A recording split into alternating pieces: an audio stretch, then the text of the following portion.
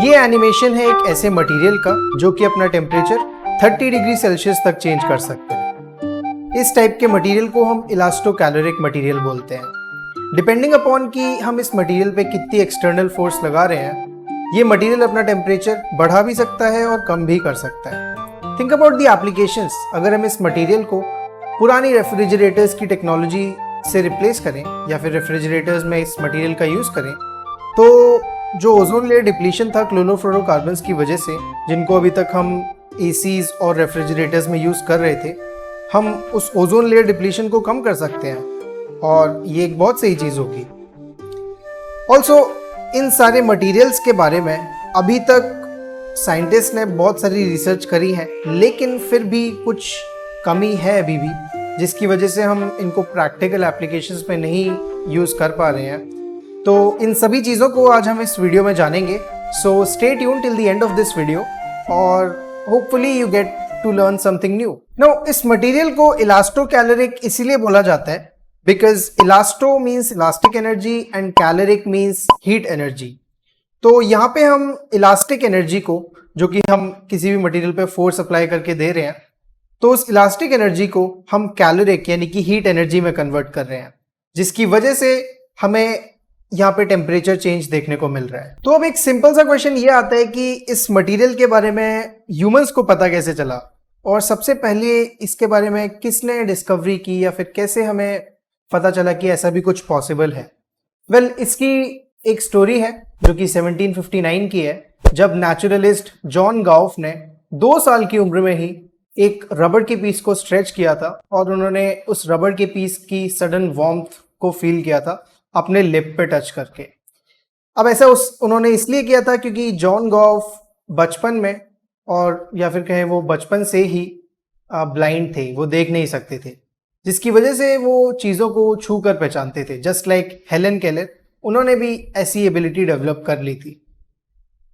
तो John Gauff ने जब उस रबड़ के पीस को स्ट्रेच किया था तो उन्होंने उसकी सडन वार्मथ को फील किया, और जैसे उन्होंने उस रबड़ के पीस को छोड़ दिया तो उन्होंने उसकी सडन कूलिंग को फील किया था। नाउ ऐसा करने के बाद जॉन गॉफ को ये उस टाइम पता नहीं था, क्योंकि उस टाइम वो सिर्फ 2 साल के थे, लेकिन उन्होंने एक ऐसा फिनोमिना डिस्कवर कर लिया था जो कि अब जाके साइंटिस्ट के लिए रिसर्च का एक बहुत इंटरेस्टिंग टॉपिक बन चुका है, और इसीलिए आई गेस मेरे जैसे लोग इस पे वीडियोस बना रहे हैं। तो ये इंटरेस्टिंग है, इसीलिए लोग इस पे रिसर्च कर रहे हैं और मटेरियल साइंटिस्ट इसके बारे में और ज़्यादा इसके एप्लीकेशंस को ढूंढने में लगे हुए हैं कि कहाँ कहाँ इसको हम यूज़ कर सकते हैं। So this is the thing. Now in सारी ऑब्जर्वेशंस को, जो कि जॉन गॉफ ने अपने बचपन में एक्सपीरियंस करी थी, उन्होंने इन सारे ऑब्जर्वेशंस को एक आर्टिकल में पब्लिश किया था। वो आर्टिकल उन्होंने 1802 में पब्लिश किया था, और ये अभी तक का सबसे पहला आर्टिकल है इलास्टो कैलोरिक मटेरियल्स के ऊपर। सो इस आर्टिकल में सबसे पहला एविडेंस है ऐसे मटेरियल्स के बारे में जो कि टेम्परेचर अपना चेंज कर सकते हैं just by applying some external force. Caloric materials एक बहुत ही ब्रॉड क्लास है। इसमें हम एक्सटर्नल ट्रिगर कुछ भी यूज कर सकते हैं, जैसे कि हम एक्सटर्नल ट्रिगर में इलास्टो कैलोरिक मटेरियल्स के लिए फोर्स यूज कर रहे थे। बाकी डिफरेंट कैटेगरीज में हम एक्सटर्नल ट्रिगर को मैग्नेटिक फील्ड भी यूज कर सकते हैं, इलेक्ट्रिक फील्ड भी यूज कर सकते हैं, प्रेशर भी यूज कर सकते हैं, और ऐसी बहुत सारी नेचुरल फोर्सेस को हम यूज कर सकते हैं। ओके, तो अब समझते हैं कि ये सारे मटेरियल्स, इलास्टो कैलोरिक मटेरियल्स, इतना ज्यादा टेम्परेचर कैसे अटेन कर लेते हैं। तो जॉन गॉफ ने जब 1759 में उस रबड़ के पीस को स्ट्रेच किया था, तब उन्होंने रबड़ के सारे मॉलिक्यूल्स को परफेक्टली अलाइन कर दिया था, जिसकी वजह से उस रबड़ के पूरे सिस्टम की एंट्रोपी कम हो गई थी। एंट्रोपी के बारे में हम थोड़ी देर में बात करेंगे, बट पहले इस चीज को हम समझते हैं। सो जब उस पूरे सिस्टम की एंट्रोपी कम हुई, and according to second law of thermodynamics, जो कि ये कहता है कि कोई भी सिस्टम जो कि आइसोलेटेड सिस्टम हो, तो आइसोलेटेड सिस्टम की एंट्रोपी कभी भी डिक्रीज नहीं हो सकती, उसे कहीं ना कहीं बढ़ना पड़ेगा या फिर कांस्टेंट रहना पड़ेगा। तो ऐसा करने पे जो रबड़ के मॉलिक्यूल्स थे उनकी एंट्रोपी डिक्रीज हुई, और ये एंट्रोपी रियल में बढ़ी है उन रबड़ के मॉलिक्यूल्स की वाइब्रेशनल एनर्जी में। तो जो रबड़ के मॉलिक्यूल्स थे वो भले ही उनकी एंट्रोपी डिक्रीज हो गई हो, लेकिन जो उनकी वाइब्रेशनल मोशन था वो बढ़ गया, जिसकी वजह से वाइब्रेशनल एनर्जी इंक्रीज हो गई। और वाइब्रेशनल एनर्जी एक तरीके का मेजर है जिससे हम टेम्परेचर को मेजर करते हैं। तो मॉलिक्यूल्स जितना ज़्यादा वाइब्रेट करेंगे उतना ही ज़्यादा उस पूरे सिस्टम का टेम्परेचर भी होगा, जिसकी वजह से जो एंट्रोपी कम हुई वो एंट्रोपी उस सिस्टम के टेम्परेचर को बढ़ा गई।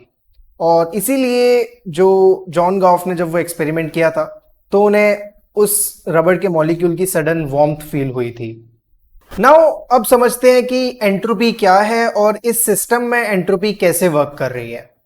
तो एंट्रोपी को आप किसी भी सिस्टम की अनऑर्डर्डनेस या फिर रैंडमनेस का एक मेजर समझ सकते हैं।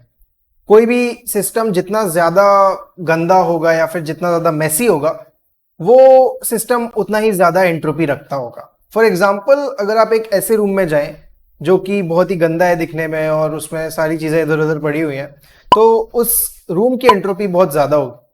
ऑन दी अदर हैंड, अगर आप एक ऐसे रूम में जाते हैं जो कि दिखने में साफ सुथरा है और बहुत अच्छा लग रहा है देखने में, देन उस रूम की एंट्रोपी बहुत कम होगी। तो ये एंट्रोपी है on a macroscopic level. But molecules के केस में एंट्रोपी का क्या मतलब है? तो मॉलिक्यूल्स के केस में एंट्रोपी का मतलब है कि कोई भी सिस्टम जितने ज़्यादा अरेंजमेंट्स ले सकता है। फॉर एग्जाम्पल कि मैंने एक सिस्टम बनाया है, एक एटम है मेरे पास, और उस ऐसे बहुत सारे एटम से मैंने एक मॉलिक्यूल बनाया और उन सभी मॉलिक्यूल्स को यूज़ करके मैंने एक क्यूबिक स्ट्रक्चर या कोई भी एक स्ट्रक्चर बना लिया। तो वो स्ट्रक्चर जितने ज़्यादा डिफरेंट कन्फिगरेशंस, फॉर एग्जाम्पल कितने तरीक़ों से मैं उस कन्फिगरेशन को बना सकता हूँ, तो जितने ज़्यादा वो तरीके होंगे, जितने ज़्यादा वो वेज होंगे, उतना ही ज़्यादा इस सिस्टम की एंट्रोपी होगी। नाउ हमारे केस में जब हमने रबड़ को स्ट्रेच किया था तो जो मॉलिक्यूल्स थे वो परफेक्टली अलाइन हो गए थे और वो एक तरीके से स्टक थे कि वो मूव नहीं कर सकते थे ज़्यादा, और ज़्यादा कन्फिगरेशंस भी अटेन नहीं कर सकते थे, जिसकी वजह से उस पूरे सिस्टम की एंट्रोपी भी कम हो गई थी। इलास्टोकैलोरिक इफेक्ट्स प्रोड्यूस करने में निकल टाइटेनियम एलॉय अभी तक सबसे ज़्यादा प्रॉमिसिंग रहा है। इसमें जितने भी एटम्स हैं वो एक क्यूबिक स्ट्रक्चर बनाते हैं, और जब हम इन एटम्स पर कोई फोर्स अप्लाई करते हैं तो ये एक रोम्बिक स्ट्रक्चर में कन्वर्ट हो जाते हैं। नाउ जो क्यूबिक स्ट्रक्चर था उसमें ज़्यादा कन्फिगरेशंस पॉसिबल है, जैसे कि हम एक क्यूब को 90 डिग्री, 180 डिग्री, 270 डिग्री और 360 डिग्री पर रोटेट करेंगे तो क्यूब वही सेम कन्फिगरेशन को अटेन कर लेगा। यानी कि यहाँ पे 4 नंबर ऑफ वेज है जिससे हम इस सेम कन्फिगरेशन को अटेन कर सकते हैं। But on the other hand, rhombus के केस में सिर्फ 2 कन्फिगरेशंस पॉसिबल है, जैसे कि हम उसे सिर्फ 180 डिग्री और 360 डिग्री एंगल पर रोटेट करेंगे तभी जाके हमें सेम रोम्बस मिलेगा। तो यहां से हम देख सकते हैं कि क्योंकि रोम्बिक स्ट्रक्चर के केस में कम कन्फिगरेशंस पॉसिबल है तो रोम्बिक स्ट्रक्चर की एंट्रोपी भी कम है। और जब हम फोर्स अप्लाई करते हैं निकल टाइटेनियम एलॉय पे तो वो क्यूबिक स्ट्रक्चर से रोम्बिक स्ट्रक्चर में बदल जाता है, जिसकी वजह से पूरे सिस्टम की एंट्रोपी भी कम हो जाती है।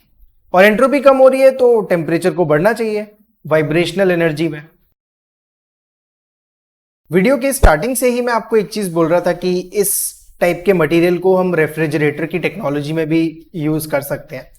तो वो चीज हम कैसे करते हैं, इस चीज को हम समझते हैं स्टेप बाय स्टेप। तो सबसे पहले हम उस मटेरियल पे कुछ एक्सटर्नल फोर्स लगाएंगे, जिसकी वजह से जो मटेरियल है वो अपना इंटरनल स्ट्रक्चर चेंज करेगा। जैसे कि निकल टाइटेनियम एलॉय में क्यूबिक स्ट्रक्चर से रोम्बिक स्ट्रक्चर में चेंज हुआ था, ऐसे ही यहाँ पे भी एक जनरल केस में मटेरियल अपना स्ट्रक्चर चेंज करेगा और उसकी वजह से उस पूरे सिस्टम की एंट्रोपी कम होगी और टेम्परेचर बढ़ जाएगा।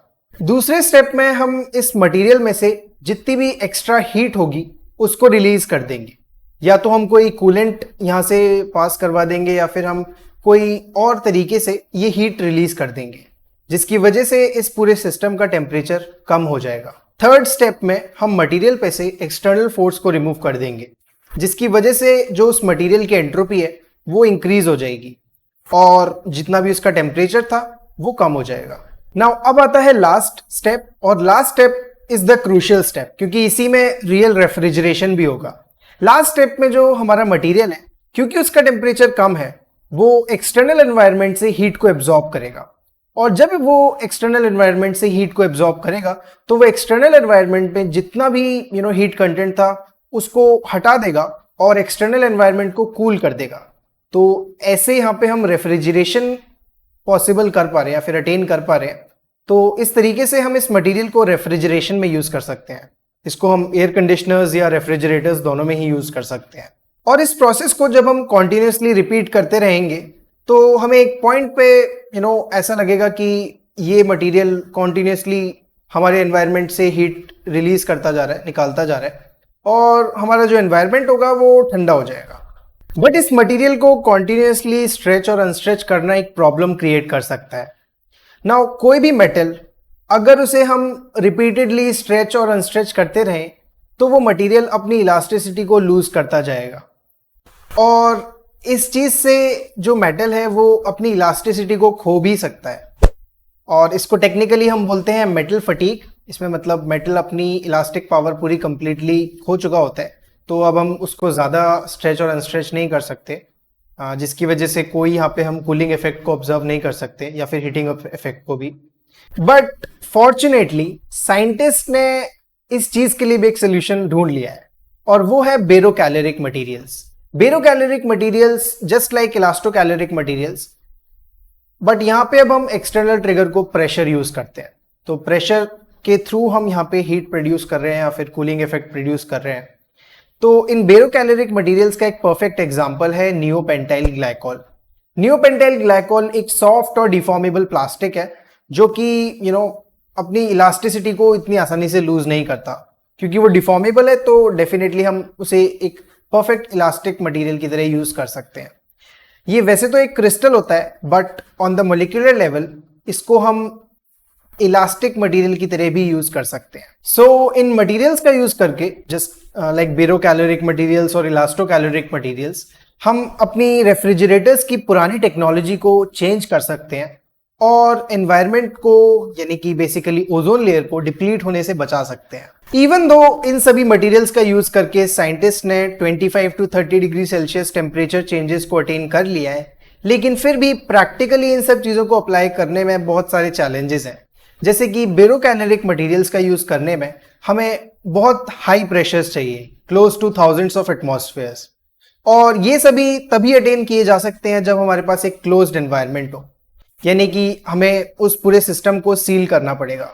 लेकिन अगर हम नियोपेंटाइल ग्लाइकोल को, जो कि एक बेरोकैलोरिक मटेरियल है, उसे अगर हम सील कर दें एक ऐसे एनवायरनमेंट में जहाँ पे बहुत ज़्यादा हाई प्रेशर हो, तो हम उसको एक्सटर्नल एनवायरनमेंट से हीट कैसे एक्सचेंज करवाएंगे, और अगर हम एक्सटर्नल एनवायरनमेंट से उसकी हीट एक्सचेंज नहीं करवा पाएंगे तो फिर रेफ्रिजरेशन का तो कोई मतलब ही नहीं रहा। तो ऐसे बहुत सारे क्वेश्चंस हैं जिनके अभी भी हमें आंसर करने हैं, ताकि हम इन मटेरियल्स को प्रैक्टिकल एप्लीकेशंस में यूज कर पाएं। तो तब तक के लिए लेट्स वेट एंड वॉच, और hopefully in future we will get some kind of solution. और scientist are always working on this stuff, तो उन्हें इस चीज़ के बारे में पता है कि कैसे और आगे इसमें एडवांसमेंट करनी है। तो तब तक के लिए हम सिर्फ ये देख सकते हैं कि इन चीज़ों में क्या क्या एडवांसमेंट हो रही है और उन चीज़ों को समझ सकते हैं। और इस चीज़ के लिए ये चैनल आपको ऐसी चीज़ें प्रोवाइड करेगा। सो इन फ्यूचर मैं ऐसे और भी वीडियोस अपलोड करूँगा।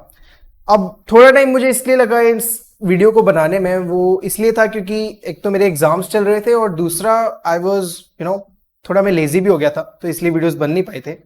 बट मैंने ये जो नया सेटअप अब रेडी किया है, इसकी वजह से मैं वीडियोस को थोड़ा जल्दी जल्दी बनाऊंगा, और जितना जल्दी हो सके मैं इन वीडियोस को बनाने की कोशिश करूंगा पूरी। बट आप एक्सपेक्ट कर सकते हो कि एक हफ्ते में मैक्स टू मैक्स 2 वीडियोस में डाला करूंगा। तो एक हफ्ते में 2 वीडियोस डालने से मेरे हिसाब से मैं अच्छे से रिसर्च करके क्वालिटी वीडियो बना सकता हूँ। तो और अगर एक और चीज़ है कि अगर आपको किसी भी एक टॉपिक पे वीडियो देखना है तो आप नीचे उसको कमेंट सेक्शन में डालना मत भूलना, बिकॉज मैं कमेंट सेक्शन पे चेक करता हूँ, और मैं वीडियोस बेसिकली वही बनाऊंगा जो लोग देखना चाहेंगे। अब एंडलेसली मैं अपने टॉपिक्स डालता रहूँ वो ठीक नहीं होगा। So it's like a community buildup. तो जितने ज़्यादा लोग चीज़ को देखेंगे और जितना ज़्यादा उन्हें पसंद आएगा, तो बेसिकली कंटेंट आप सभी के लिए, so that you will enjoy this kind of content. और नीचे आप कमेंट कर देना जो भी आपके सजेशंस हो या जिस भी चीज़ में आपको दिक्कत हो, so I will improve on that. So आज के वीडियो के लिए इतना ही गाइस, और अब मिलते हैं अगले वीडियो में जो कि होपफुली नेक्स्ट वीक तक आ जाएगा। So good bye.